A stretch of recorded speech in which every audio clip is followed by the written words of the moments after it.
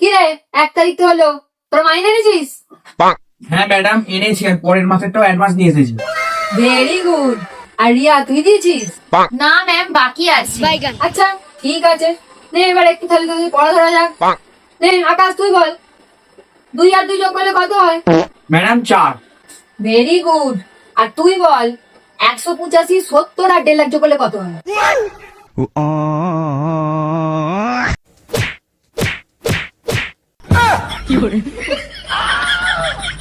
এই তুই অ্যাপেল বানান বল।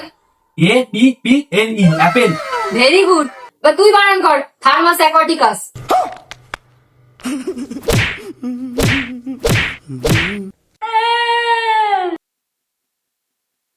নে এবার তুই বল, ভারত কবে স্বাধীন হয়েছিল?